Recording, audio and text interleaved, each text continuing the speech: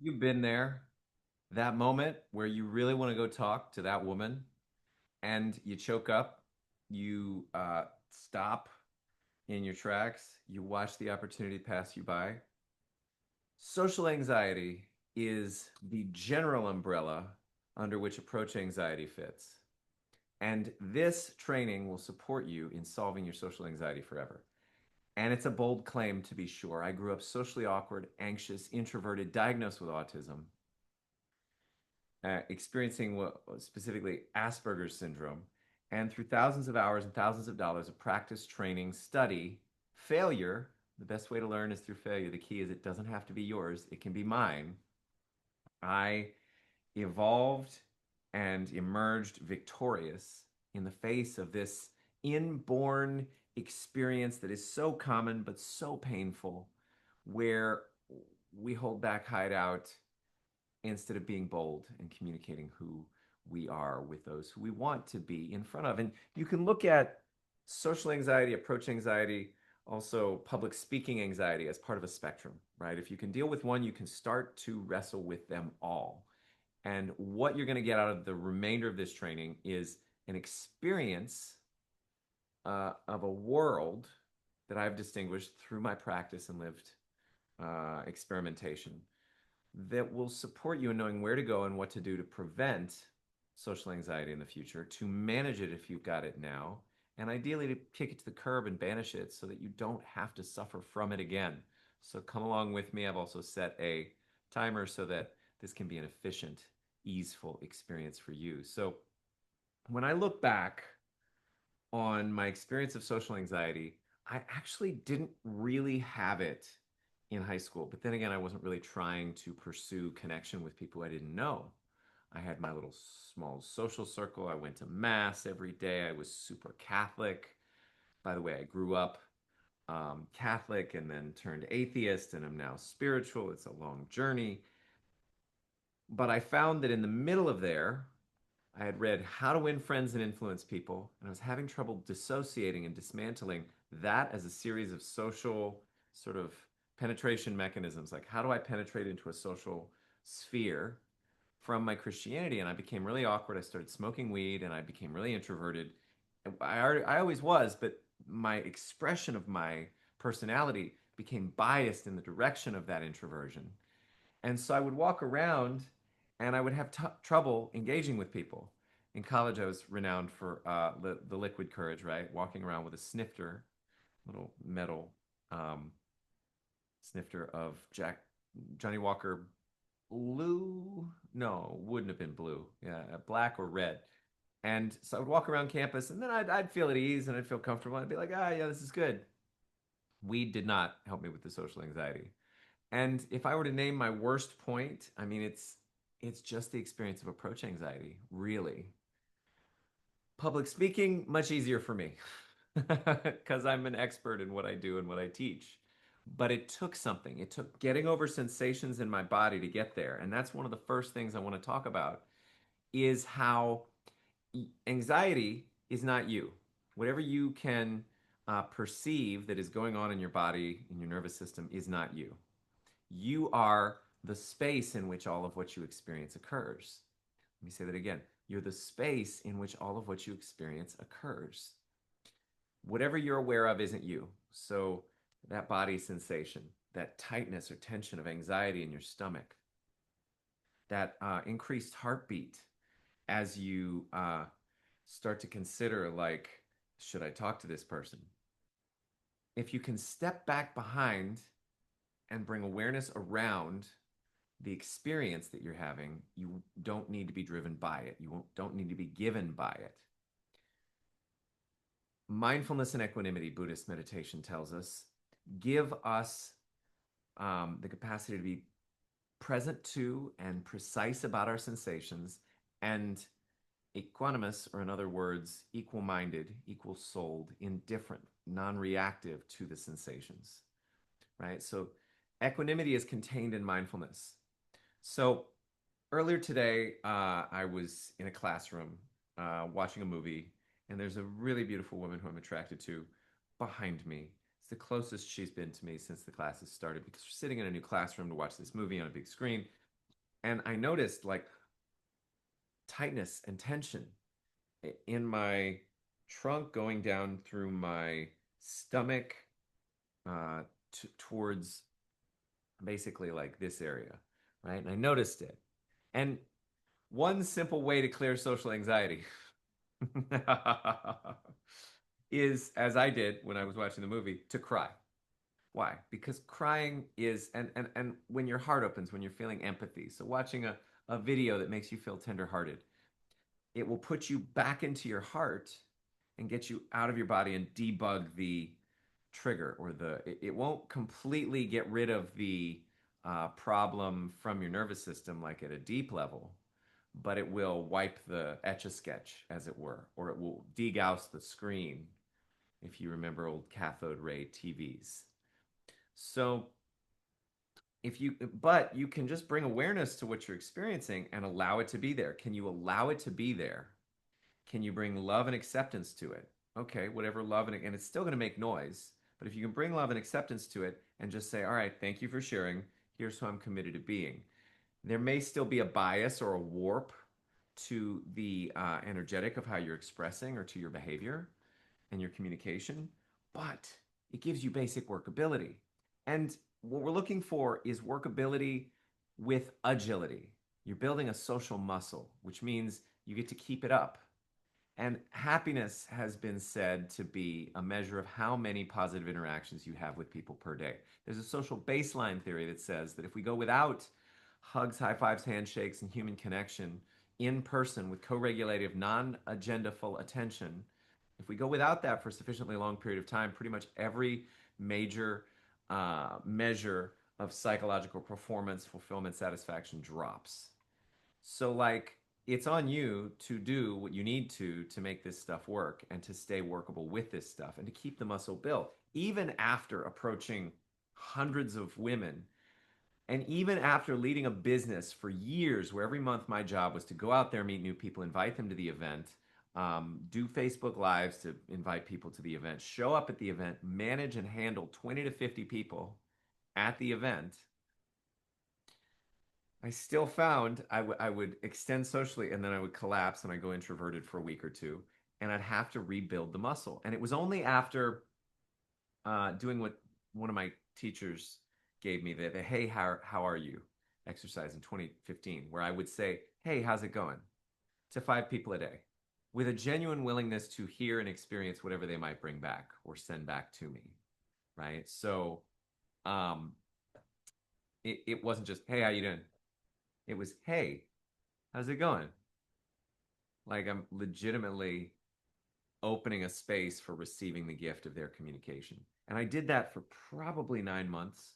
I know I did 3 months and then I repeated the program where it was an assignment a couple times in order to master the skill. And it built a resilience, an ease, a grace. And so we're going to ask you a question here. To what end are you wanting to succeed socially? Like your commitment level is proportional to your investment in the goal that your commitment will yield you or produce results in the aspect of for you. So there's different levels at which we practice. There are at least 5 levels of consciousness. I get this from Jonathan England, If I Die Before I Wake, great book. First one is disorientation. People don't know why they're here. They're just kind of bouncing around. They feel helpless and powerless.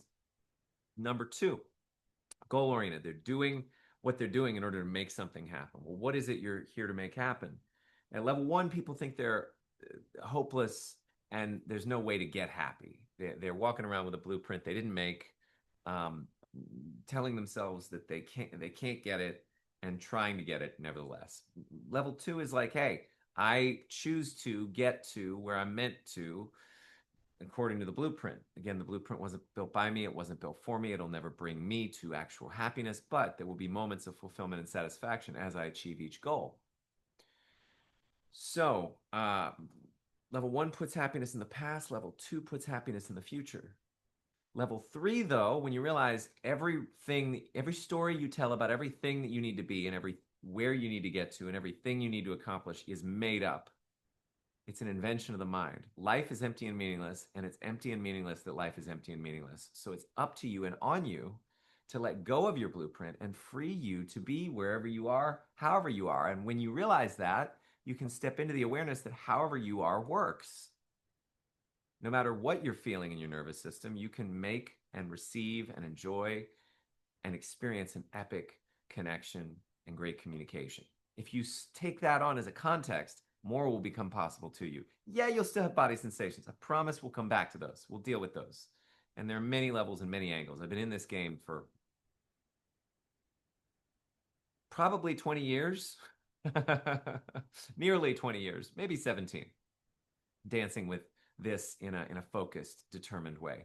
And these distinctions will free you to be about the game of going on your way. So level 3 is remembering to remain present to the present of the present. There's nothing you need to have, be, or do. There's no meaning you need to be the bitch of. There's nothing outside of you that can destroy or constrain you unless you choose to make it your God, right? Which is then codependence, being the bitch of the outside world, thinking that your power, freedom, self-expression, happiness, peace of mind, bliss, experience of love and abundance is dependent on someone else outside of you. It's not. It is activated context that you can bring about at any point for any reason or no reason at all. The glass, one of my friends recently, he said, it's not that the glass is half empty or half full. It's that you can refill the glass at any time. And I was like, this is genius. And that's what happens when you're no longer afraid or worried about getting their approval. See, that's what a lot of social anxiety comes from. I need to belong. I need their approval. I need their attention. I need to be significant in their world. I need them to make me mean something so that I'll feel better. No, none of that is true. And once you realize, now, it may take something to get that out of your nervous system. I can tell you this, and maybe you'll just snap out of it. But we might also do a release resistance process, which tap me on the shoulder if you haven't been granted access to that. It's in my Make Love Easy community. I'm happy to invite you in and to gift you access to it so that you can use it to free yourself. And then, so level 3 is where everything kind of becomes happy and you become more free. But level 4 is where you realize, okay, well, if everything is empty and meaningless, there's nothing I have to have, be, or do, then what I get to do is give the gift that I am. Not giving to get, but getting to give. I get to give the gift that I am. And I don't need anybody to respond in any particular way to it. I'm just here to be self-expressed. I'm just here to enjoy the journey of expressing myself and seeing what happens. And I'm already self-satisfied. I'm already fulfilled. I'm already in joy. I'm already enjoying my life. And then we won't talk about level 5, though it's worthy of consideration. In a more abstract sense, it's not really relevant here. So how do we get to ultimate social awareness? Well, realize that each and every person around you is afraid of looking bad and obsessed with looking good. For who? You. So if you experience that, just think about how everyone else is also experiencing that about you, which makes you the most powerful person in the world, arguably, from a certain angle. Like, literally, no matter who you're in front of, everyone is going to try to look good for you to a certain degree. They are wearing clothes, they are driving nice cars, they are shaving their faces, they are putting on deodorant, in large part because they're seeking your approval.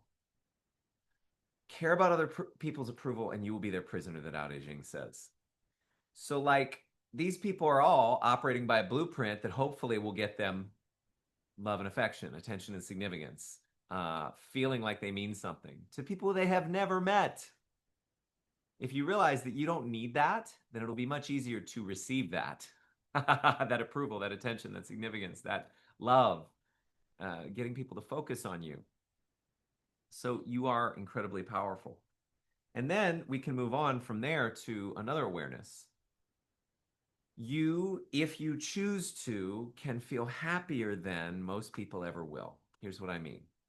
There's emotional intelligence, fitness, and alchemy. With social anxiety, most people collapse into the experience of the sensation. They tighten around it, they resist it, and then they walk the fuck away and they don't do shit when they see someone who they could talk to and they're excited to talk to them, right? Here's the thing. You're not your body. The mind doesn't live in the body lives in the mind.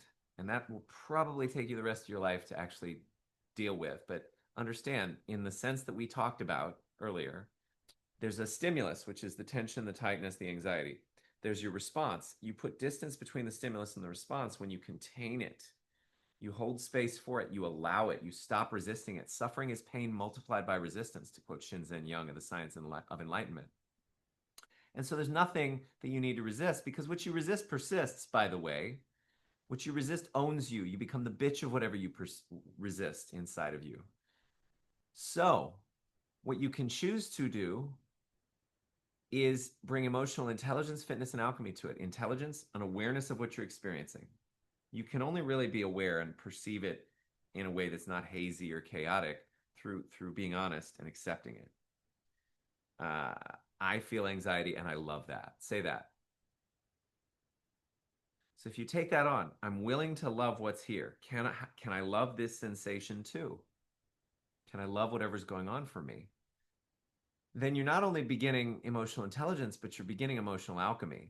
We're not here to feel happy. We're here to feel fully. And once we feel fully, whatever we haven't felt, that we've packed and stacked, that we've suppressed, repressed, avoided, we get to feel happier than we've ever felt. You see, most of the time, if somebody's feeling anxiety, it's not their first rodeo. They probably are going where they were already living emotionally, and they're using their environment and people in it to get them there. We go where we live emotionally, we use our environment and the people in it to get us there. What does that mean? Well, until we make what is unconscious conscious, the outer world will rule our lives and we will call it fate. That was Carl Jung. Or in other words, we manifest our reality with our subconscious beliefs. Manifest does not mean to create, it means to make obvious what is already there. Where? Inside of us. And we choose what to focus on by either shifting our subconscious beliefs and addressing what's there in the unsaid, in the subconscious, or allowing it to continue to happen over and over out here. It appears without, though it is within, my friend. So, what you get to do is release your resistance to whatever you're afraid of happening to you. Oh, they're going to reject me. All right, I release my resistance of being rejected, my fear of being rejected, my hate of being rejected, my terror of being rejected, my need and desire for them to accept me. This is how the release resistance process goes. I accept that however they are works. I accept that I am perfect no matter what. And there's a process you can go through that will actually install, instantiate, and allow these beliefs to land for you because they are your natural state before you took on trauma and limitations based on probably stuff that happened with your parents or in your childhood. So release resistance is it enables us to feel it so that we can heal it. It enables us to practice emotional fitness, which is how do we handle what's going on in our emotional body. And then emotional alchemy is, can I love this? Can I dance with this? Your pain can become your fuel. Your experience of anxiety can become your clarity on who you want to be and where you choose to go and what you choose to do. So that's all one piece of the emotional intelligence, fitness, and alchemy side. There's another piece which is co-regulative attention, also known as soul gazing, the being with practice. You look into someone's eyes with no words, with relative physical proximity, like a foot away, maybe 2 feet, and you just notice whatever comes up for you and bring your focus, keep your focus back. Now it's fun for me because I've got so-called lazy eye, right? So I'm only ever looking through one eye at once, but I can still do it, and I've done it, and it literally causes your mind to settle down, and you may cry, you may feel things. Of course, you want to choose somebody who's a safe space, or who you want to be a safe space for, you who you want to deepen into connection with, a friend. And this will come back in pivoting or springboarding, which we'll talk about soon. But this practice of just being with someone, it will free you and liberate you to be with everybody and make eye contact. Now, if you want the hardest core method of releasing, remediating for, and removing whatever's going on in your nervous system, you can use EFT tapping. So there are tapping points, and I'm going to go through them quickly. And let's say you felt anxiety, you would say, even though I feel anxiety, I love and accept myself. And then you'd use the golden thread. I breathe. I touch this fear. I stay. I love. And it's okay. Then you'd move on to the next point, just above the eyebrows, right? And you'd repeat that same sequence that I just said. Of course, you have to believe it and you have to mean it when you say it. And I've literally gotten high off the emotional freedom technique, also known as tapping, from just doing this. Like you could do this for 7 minutes and then this one and then this one. Or you could just go speak the golden thread and then move on and then do another sequence of the whole thing. Let me show you the next points. So temples, under the eyes, under the nose, under the mouth, and then you see right here your collarbone. There's like under your collarbone, I like to move around. There's under, so your breast right here goes to this side, right under your arm. And what you want to do is you do the whole golden thread. I breathe, I touch, I stay, I feel, and I love. And you do the other side. And then there's a point here, point here. Here's a point. Same point on your other hand. Here's a point. Here's a point. These are the fingertips I'm getting. It actually shifts to the other side of the finger for this one. And this one, and this one. And then you can go through that whole sequence. You'll need to probably slow down or rewind to go teach yourself that sequence. And you can literally induce an experience of endorphins.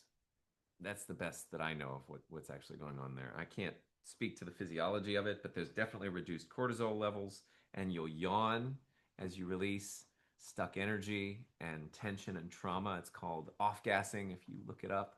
It's a real physiological scientific phenomenon. So you can tap. It's another way of practicing emotional intelligence. Loving and bringing energy there. You're applying kinetic energy to acupressure meridians, right? Where energy moves and flows through your body. We know from Qigong or traditional Chinese medicine. So as you do this, you're inputting physical kinetic energy that is just blowing out whatever's stuck there, and then you're letting it go. This can also be used to help you get to sleep. This can also be used to just feel good, right? As I said, I've used it to get high in a holistically healthy and aligned way. So then there's physiological augmentation, which can be tricky. There's the Morgellon Energy Institute reflexology practice, full attribution. And I take the underneath the ball of the big toe, and then midway down, and then all the way down, I go like this, 1, 2, 3, and I push in with circles, 1, 2, 3. Actually, I do it with the other hand, 1, 2, 3, 1, 2, 3. You know what? It depends on when I'm doing it. So I'd be driving, yeah, and then I would go like this, and then I would do this side 10 times. Do it along. It's actually this side of the foot, and this is actually corresponding to the spinal column in not just traditional Chinese medicine, but other systems. And so you're inputting energy or you're shifting energy throughout your spine. You'll feel better after doing that. So you do each side 4 times and 10 times each side. So then you're doing that little sequence 1, 2, 3, 1, 2, 3, 1, 2, 3, 10 times, and then 10 times and 10 and 10 and 10 and 10 and 10 and 10. And that gets me blissed out and like focused and driven and available for communication in a really cool, intriguing, interesting way. Now, you may simply want to take supplements to get you feeling good, right? Supplements I have found that exist that support in remediating for social anxiety include CoQ10. This is the one by Now Foods. I take 2 about 20 minutes before a social engagement. There is Premier multivitamin. There's so much in there. It's probably the best multivitamin on the planet, but there's some organic green tea and there are other things. This will induce a state of holistic, healthy well-being and upliftment. Actually, let me tell you the specifics that I think will really help you. Organic holy basil. That is a mood improver as well. And then if you're really bold, you're gonna have to hunt this one down. It only really exists in Costa Rica. The Energy Super Blend by Sun is Shining. Cacao, maca, mucuna. Mucuna is dangerous. Mucuna pruriens is the strongest naturally occurring dopamine supplement. And if you take it without it being integrated holistically into another supplement, like blend, like in Men's Support by Banyan Botanicals, which you can get on Amazon, then you may take too much and then have a crash that actually gets experienced as a legit depression. And you're like wondering where these dark thoughts are coming from. There's also lucuma and shilajit. So I love this, but I ration it. because if I take too much of it, then I will become habituated to it. And so then there's social support, the pivot or the springboard. It's easier to get more comfortable with strangers if you're already comfortable with someone who's not a stranger. So if you go out to a social space with someone who is a pivot or a springboard, or you establish one there. So let's say I'm at Whole Foods and I want to get comfortable talking. I may talk to the cashier whose job it is to talk to me, or someone on staff or whatever, so that I get available for more and better communication and connection with others. Right? It looks like that unplugged. One moment. Oh, I see. I see what happened. That's okay. We're going to let that go. Then this principle extends into the realm of tribe, right? If you have a bunch of other people around you, this is why people go out in groups, right? And I know you now see that it's obvious what I'm saying, but you can do it intentionally and then use that social comfort and ease as a baseline, as a safe haven to bounce back to as you go out and explore and connect and engage with other people. You can also induce a state of feeling more social or being in more social flow through either talking to a real person on the phone for some period of time, like, hey, I'm about to go into engaging with people. I just want to talk to somebody I'm comfortable with, or pretending you're talking to someone on the phone, which is talking to yourself, but it's play acting, right? So the ideal for all of this isn't just getting out of anxiety into a state of neutrality, it's getting into a state of social flow. I would be in much better social flow from here where I am now that I've spoken for about 27 minutes, right? Because the wheels are turning. And you'll notice that your social intuition and your social intelligence increases as you are out and about in the practice of engaging and expressing. You'll find more circuitry lights up than you might even be aware that you possess. But it's up to you to get into a state or space where that starts to wake up in you. And finally, there are events and tools. I'd recommend you keep the muscle, make yourself accountable to more than just you for maintaining this skill set and for more than just your own needs.